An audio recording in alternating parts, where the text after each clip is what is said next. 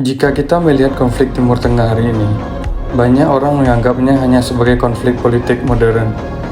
Namun, dalam perspektif geopolitik yang lebih dalam, konflik ini sebenarnya berada di persimpangan sejarah peradaban yang sangat panjang.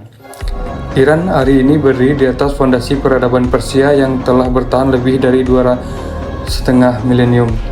Sejak berdirinya kekaisaran oleh Cyrus the Great pada abad ke-6 sebelum Masehi, Persia sudah menjadi salah satu kekuatan utama di kawasan Eurasia. Sepanjang sejarahnya, Persia berhadapan dengan berbagai kekuatan besar dunia. Mereka menghadapi Yunani dalam konflik besar yang dikenal sebagai Greco-Persian Wars. Setelah itu mereka bersaing lagi selama ratusan tahun dengan Roman Empire dalam perebutan wilayah Timur Tengah. Pada abad ke-7, Kekaisaran Persia terakhir sebelum Islam yaitu Sasanian Empire runtuh setelah ekspansi dunia Arab. Namun, sejarah Persia tidak berhenti di sana. Beberapa abad kemudian wilayah Persia dihancurkan oleh invasi besar dari Mongol Empire yang dipimpin langsung oleh Genghis Khan.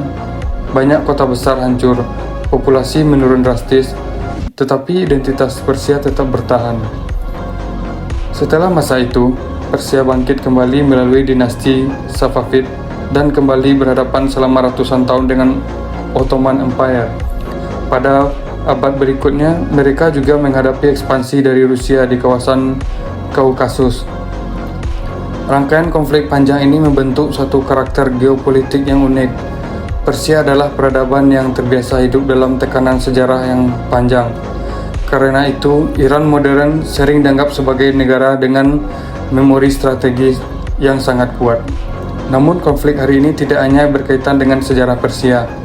Ada 3 lapisan geopolitik besar yang bertemu dalam satu titik. Lapisan pertama adalah pertemuan peradaban. Iran membawa warisan Persia yang berusia sekitar 2.500 tahun. Di sisi lain, terdapat Israel yang memiliki akar sejarah Yahudi yang berkembang selama lebih dari 1.000 tahun.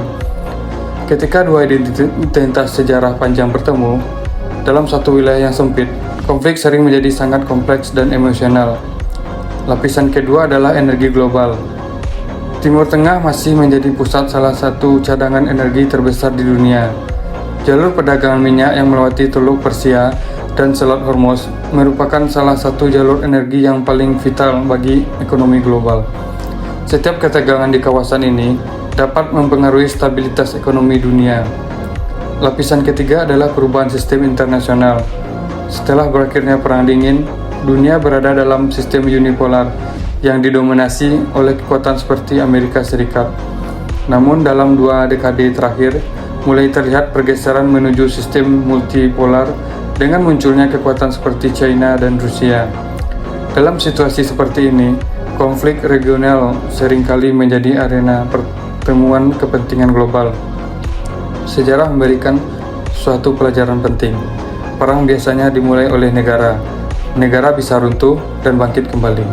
Namun, peradaban sering bertahan jauh lebih lama daripada negara itu sendiri. Persia tetap kuat hari ini karena mereka menjaga memori sejarah peradaban mereka selama ribuan tahun yang lalu. Hal yang sama juga berlaku bagi negara kita, Indonesia.